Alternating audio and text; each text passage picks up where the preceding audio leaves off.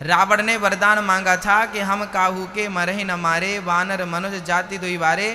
हम किसी से ना मरे, हम केवल मनुष्य से मरे। हम किससे मरे? केवल मनुष्य से मरे। रावण ने वरदान मांगा था हम मनुष्य से मरे। अच्छा, रावण ने वरदान ही मांगा था कि हम मनुष्य से मरे, तो कोई भी आके ठोक देता ना रावण को। राम की तरफ देखने आई, कहा कि राम बहुत सुंदर हो, हमसे विवाह कर लो। क्या राम ने सूर्पणखा से विवाह किया? क्या सूर्पणखा को देखा? जो पुरुष पराई नारी को देखता हो तो केवल माँ की दृष्टि से देखता हो, बहन और बेटी की दृष्टि से देखता हो। भगवान राम ने कभी पराई नारी को नहीं देखा, इसलिए वो 100% मनुष्य हैं। क्या है वो? मनुष्य हैं। मनुष्य उसे कहते हैं जिसके अंदर प्रेम हो, जिसके अंदर मातृभाव हो कि मैं माँ बाप की सेवा करूं, पुत्र होने का परम कर्तव्य पूरा करूं। राम एक अच्छे पुत्र थे, राम एक अच्छे पति थे, राम एक अच्छे भाई थे, हाँ, राम एक अच्छे योद्धा थे। राम मर्यादाएं जिनके जीवन में घटित हो जाएं, उन्हें आप 100% मनुष्य कह सकते हैं। अच्छा, एक बार क्या हुआ, जब रावण सीता को चुरा कर लाया ना, तो एक दिन रावण रो रहा था। मंदोदरी ने कहा, स्वामी जी आप रो रहे हैं, रोने का कारण तो बताइए।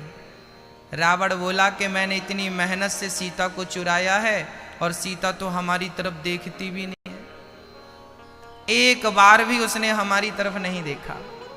क्या करें हम? जब रावण रोने लगा तो रावण का रोना देखकर मंदोदरी को दया आ गई। मंदोदरी बोली, कोई बात नहीं, यदि आपको सीता नहीं देख रही है तो मेरे पास एक उपाय है, वो आपको जरूर देखेगी। रावण बोला, क्या? मंदोदरी ने कहा कि आप जब सीता को चुराने गए थे तो साधु बनकर गए थे, आपको रूप बदलना आता है। आप एक बार सीता के पास जाइए और राम बनकर जाइए। क्या बन के जाइए? आप अपना श्रृंगार कैसा करिए? राम जैसा। आप राम का रूप बना लीजिए, क्योंकि आप तो माया जानते हैं ना, माया से रूप बना लीजिए। आप राम बनकर जाइए और सीता के जब सामने खड़े होंगे तो सीता सोचेगी राम आ गए। रावण ने जब ये सुना कि मंदोदरी मुझे राम बनने का बोल रही है, तब रावण जोर जोर से रोने लगा। मंदोदरी बोली, क्या हुआ? रावण बोला, मैंने ये फॉर्मूला भी अपना लिया है। क्या सीता ने आपको नहीं देखा? सब परिहरि रघुबीर भजहु भजहि जेहि संत। क्या है हमारे भीतर? काम, क्रोध, लोभ, मोह, निंदा, चुगली, कपट, क्या क्या नहीं है भक्तों। इतनी सारी बुराइयां हमारे भीतर हैं कि हमारी शुद्धता इन बुराइयों से समाप्त हो चुकी है। इसलिए शास्त्र कहते हैं कि काम त्याग। बोले रामचरितमानस में गोस्वामी जी कहते हैं, परहित सरेस धर्म नहीं भाई, पर पीड़ा सम नहीं अधमाई। धर्म न दूसर सत्य समाना, आगम निगम पुराण बखाना। परहित सरिस धर्म नहीं भाई, मनुष्य स्वार्थ के लिए है ना, 2 पैसे मिल जाएं, 2 पैसे बच जाएं, हम माला माल हो जाएं, करोड़पति बन जाएं। अच्छा, इतने झूठ बोल लिए, करोड़पति बने कि नहीं? नहीं, तो झूठ तो इसलिए बोला था कि पैसे बच जाएं, मिल जाए माल। मिला? याद रखना मेरी माँ और मेरे भाई, हम झूठ बोल करके जो धन कमाते हैं वो धन हफ्ता 2 हफ्ता, महीने 2 महीने, साल 2 साल में समाप्त हो जाता है। हाँ या ना? हम यदि झूठ बोल के 1 लाख रुपए कमा लें, बहुत ध्यान से सुनिएगा, यदि हम झूठ बोल के आपसे 1 लाख रुपए कमा लें तो वो 1 लाख रुपए ना ज्यादा से ज्यादा 1 महीना चलेगा, ज्यादा से ज्यादा 1 महीने बाद वो 1 लाख रुपए समाप्त हो जाएंगे कि नहीं हो जाएंगे? अच्छा, झूठ बोलकर हमने 1 लाख रुपए कमाया, वो 1 महीने में समाप्त हो जाएंगे, परंतु जो झूठ बोला था उस 1 लाख के लिए वो झूठ समाप्त नहीं होगा। समझिएगा, झूठ बोलकर जो धन कमाया था वो समाप्त हो जाएगा, पर झूठ जिस धन के लिए बोला गया था वो झूठ समाप्त नहीं होगा। उस झूठ का हिसाब तुम्हें ईश्वर के पास जाकर देना पड़ेगा। भगवान पूछेगा कि क्या तुम्हें झूठ बोलने की जरूरत थी? क्या तुम भूखे मर रहे थे? क्यों झूठ बोला आपने? एक एक झूठ का आपको हिसाब देना पड़ेगा। भक्तों, ये हमारा भारत देश है, यहाँ झूठ बोलने का काम नहीं है, यहाँ सत्यवादी राजा हुआ करते थे। यहाँ किस राजा की चर्चा होती है? सत्यवादी राजा हरिश्चंद्र। सबसे बड़े सत्यवादी राजा कौन थे? हरिश्चंद्र। अच्छा, वो कभी झूठ नहीं बोलते थे, वो कभी झूठ नहीं बोलते थे, इसलिए हम और आप उन्हें जानते हैं। और जो झूठ बोलते थे ना, उन्हें कौन जानता है? हाँ भैया जी, 2 रुपए कम कमाइए, अच्छा है, पर ईमानदारी का कमाइए। ईमानदारी की रोटी ना नमक के साथ खाएंगे ना तो वो बड़ी स्वादिष्ट लगती है, और बेईमानी के 56 भोग भी स्वाद नहीं देते भक्तों, है ना? बेईमानी का हलवा पूड़ी मिल जाए, 56 भोग मिल जाए, रबड़ी मिल जाए, तो बेईमानी की रबड़ी में भी वो स्वाद नहीं है जो मेहनत की नमक रोटी में, दाल रोटी में स्वाद है। पता नहीं लोग क्यों अपने सिद्धांत छोड़कर आज पागल हो रहे हैं धन के लिए। कौन समझाए इन मूर्खों को कि पैसा ही सब कुछ नहीं होता, सारी दौलत छूट जाएगी, जो पुण्य है वो संग जाएगा, जो अच्छाई तुमने की है वो संग जाएगी। राजा हरिश्चंद्र की पावन चर्चा, उनका नाम स्मरण हुआ। आइए हम उनकी संपूर्ण गाथा आपको सुनाते हैं। एक राजा थे, मैया जी, ओ मेरी माँ, देखो धूप में सो तो नहीं गई, हिलाते जाना बाजू वालों को, थोड़ा देखते जाना, मौसम भी बढ़िया है और थोड़ा धूप भी लग रही है, नींद आ रही है, बाजू वालों को थोड़ा देखते जाना, सो ना जाए। हाँ, बोलो राधे राधे। भक्तों, एक राजा थे, उनका नाम था हरिश्चंद्र, उनकी पत्नी का नाम था तारा, उनके पुत्र का नाम था रोहित। बेटे का नाम क्या था? रोहित। पत्नी का नाम क्या था? तारा। और राजा का नाम क्या था? क्या नाम था? हरिश्चंद्र। एक दिन राजा हरिश्चंद्र ने एक स्वप्न देखा। उन्होंने देखा कि हमने स्वप्न में, सपने में अपना पूरा राज्य हमने दान कर दिया।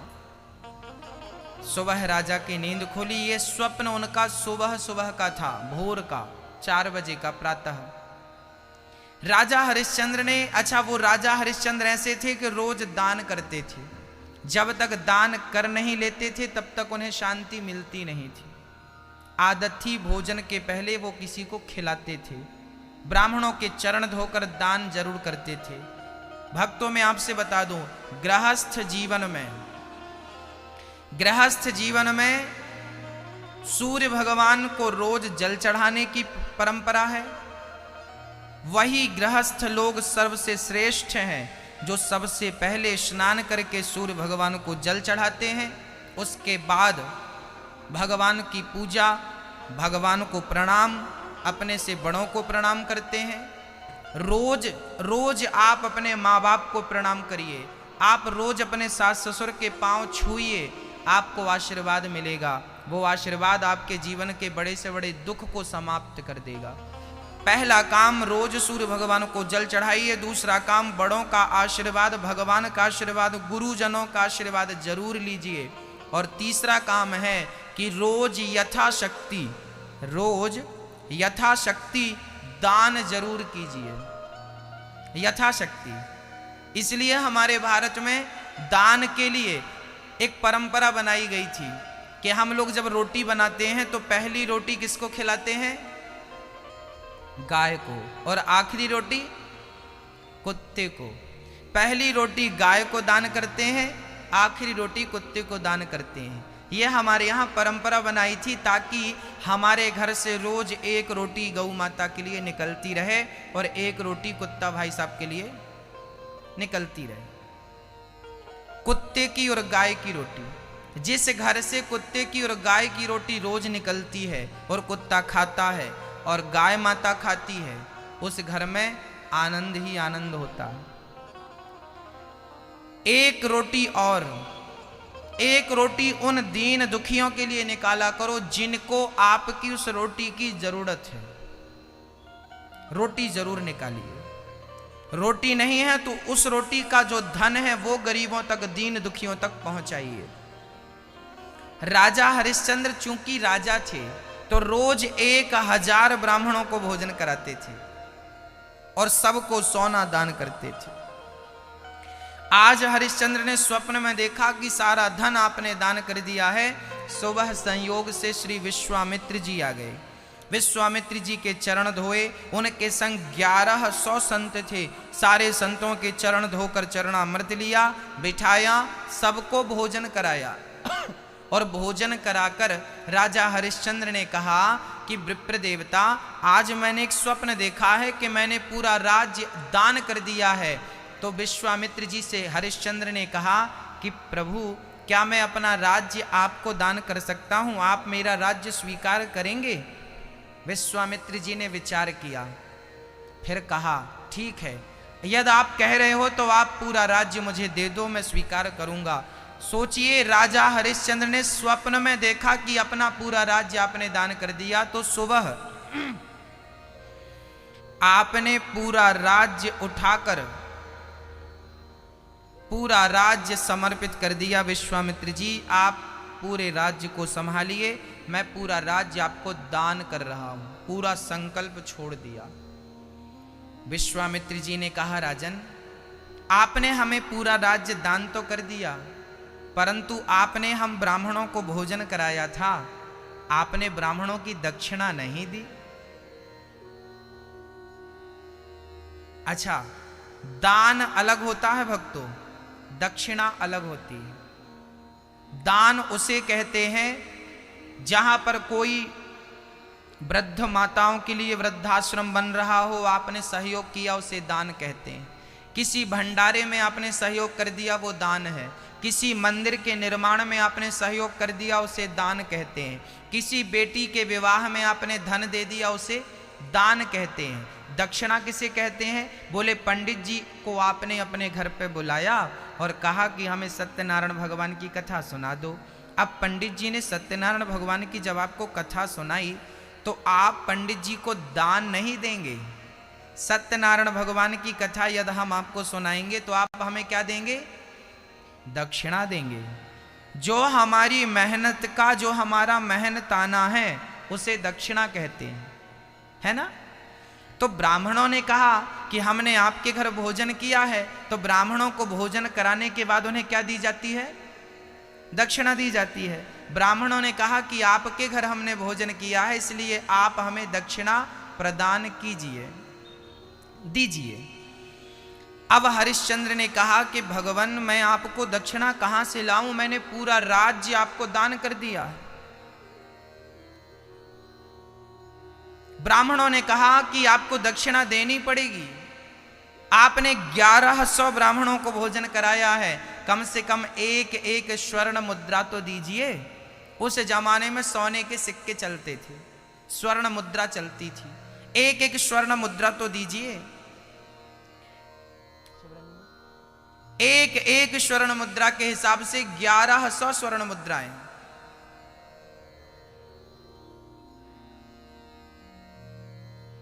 1100 स्वर्ण मुद्राएं हो गई। अब 1100 स्वर्ण मुद्राएं, हरिश्चंद्र तो सारा दान कर चुके थे अपना राज्य, अब कैसे स्वर्ण मुद्राएं लाएं। तब राजा हरिश्चंद्र ने कहा कि मुझे 1 माह का वक्त दीजिए, 1 माह का हमें समय दीजिए। अब राजा हरिश्चंद्र ब्राह्मणों को प्रणाम करते हैं और 1 माह का समय लेकर चले। राजा हरिश्चंद्र चले, साथ में उनकी पत्नी तारा, साथ में उनके 5 साल का नन्हा सा बेटा रोहित चल पड़ा। भक्तों, राजा हरिश्चंद्र ने अपने राजसी वस्त्र त्याग दिए, रानी ने भी साड़ी, रेशमी साड़ी त्याग दी और बस चल पड़े। काम बहुत ढूंढा, भाई हमें काम पे रख लो, हमें काम पे रख लो, हमें काम पे रख लो, कोई काम पे नहीं रखा। राजा हरिश्चंद्र जैसे राजा को जो एक छत्र राज्य करते थे, आज उन्हें भी दर दर की ठोकर खानी पड़ी। भक्तों, कहते हैं समय सबको नचाता है, समय सबको नचाता है। राजा हरिश्चंद्र काम की इच्छा से नगर में भ्रमण किए। विश्वामित्र जी ने कहा, खबरदार राजन, आप हमारे राज्य में काम नहीं मांगेंगे। तब राजा हरिश्चंद्र काशी चले गए, क्योंकि काशी किसी के राजा की भूमि नहीं थी, वहां के राजा भगवान शंकर हैं।